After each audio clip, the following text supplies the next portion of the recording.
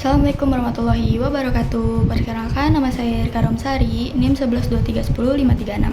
Saya dari Universitas Pelita Bangsa. Halo semuanya, selamat datang dalam analisis ekonomi hari ini, yang dimana saya akan menjelaskan beberapa penjelasan analisis kondisi perekonomian Indonesia dari tahun 2025 sampai dengan triwulan 1 2026. Oke, for the first di sini ada pendahuluan. Perekonomian Indonesia sangat dipengaruhi oleh kondisi ekonomi global. Hubungannya perdagangan dengan negara-negara mitra utama, kondisi ekonomi ekspor-impor, nilai tukar rupiah, pasar modal, serta arus investasi asing menjadi faktor penting dalam menentukan pertumbuhan ekonomi nasional. Nah, pada presentasi ini ada beberapa poin yang akan kita bahas, yaitu yang pertama ada pertumbuhan ekonomi negara mitra dagang Indonesia, yang kedua ada neraca dagang Indonesia, dan yang ketiga ada kondisi ekonomi Indonesia, yang keempat ada menyikapi penurunan IHGS dan pelemahan rupiah, dan yang kelima ada dampak capital outflow ya. Baik, di slide ini kita akan menjelaskan dinamika ekonomi global dan mitra dagang utama. Nah, terlebih dahulu. Nah, pertama-tama mari kita lihat kondisi para mitra dagang utama Indonesia ya. Mengapa ini penting? Karena kesehatan ekonomi mereka ini menentukan seberapa banyak sih barang kita yang akan mereka beli.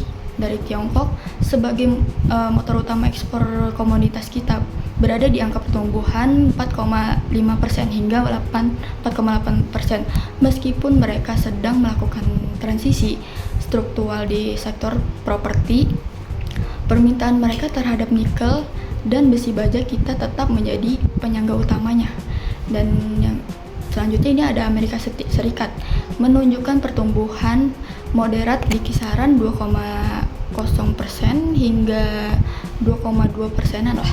Kebijakan moneter The Fed yang ketat di sana ya berangsur melandai, yang artinya daya pembeli masyarakat AS ini terhadap produk tekstil dan manufaktur ini kita masih relatif terjaga, dan India menjadi bintang dengan pertumbuhan luar biasa di angka 6,5% hingga 6,8%. Ini adalah peluang besar bagi ekspor CPO atau minyak kelapa sawit ya di Indonesia. Sementara itu untuk di Jepang itu sendiri dan Uni Eropa ya masih bergerak lambat di bawah 1,5% lah karena tekanan energi dan penuaan populasinya.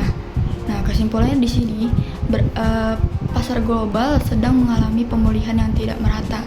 Kita harus cerdas mengalihkan fokus ekspor ke negara yang tumbuh kuat seperti India dan wilayah ASEAN lainnya lah ya.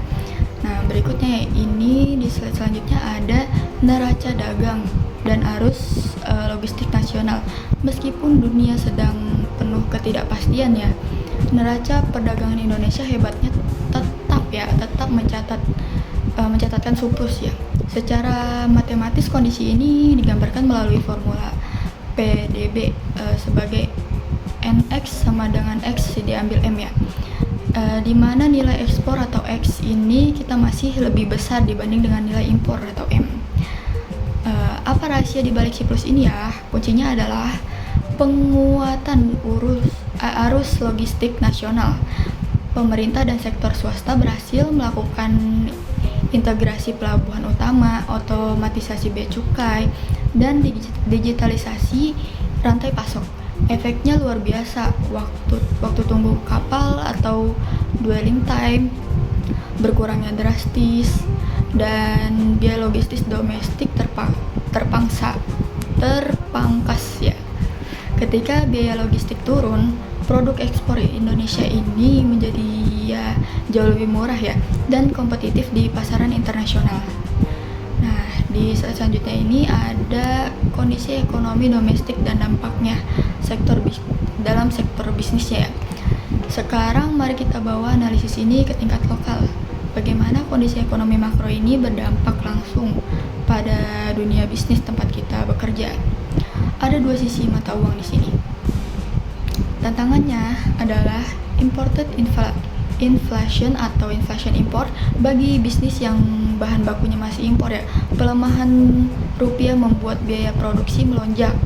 Margin keuntungan pasti tertekan jika perusahaan tidak melakukan efisiensi. Namun ada peluang besar untuk alokasinya. Bisnis yang berbasis bahan baku lokal justru diuntungkan. Produk mereka menjadi lebih murah dibandingkan produk impor yang harganya memang ya lebih naik. Ini adalah momen emas bagi industri domestik untuk mengambil alih pasar. Nah, untuk berikutnya ini ada pengelolaan keuangan pribadi di tengah ketidakpastiannya. Jika itu dampaknya pada bisnis, lalu bagaimana dengan isi dompet kita sendiri sebagai yang individu?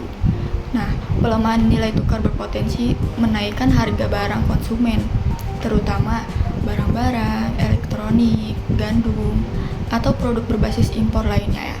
Strategi keuangan yang harus kita ambil adalah defensive financial planning atau dan audit pengeluarannya, kurangi konsumsi barang mewah impor dan beralihlah ke produk lokal yang berkualitas aja ya.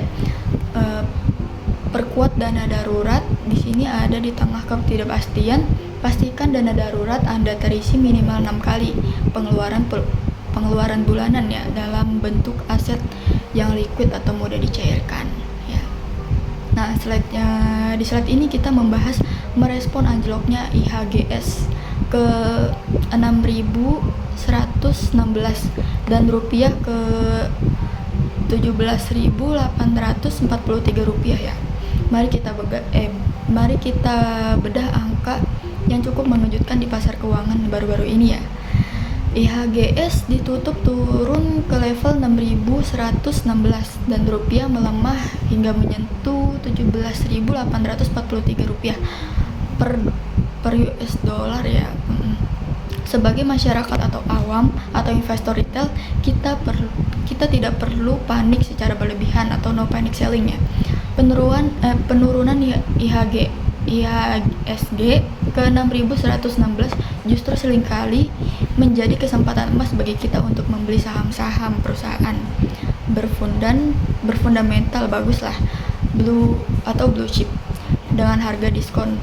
Prinsipnya adalah disiplin melakukan dollar cost averaging atau mencicil investasi secara konsisten, bukan berspekulasi ya.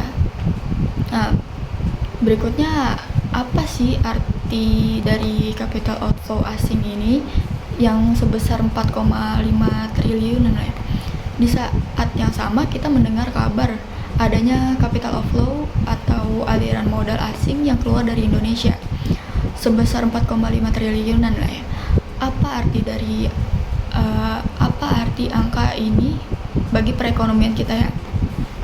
Ketika investor asing menarik uangnya keluar, biasanya karena mereka memilih untuk kembali ke dolar AS yang dianggap lebih aman dampaknya.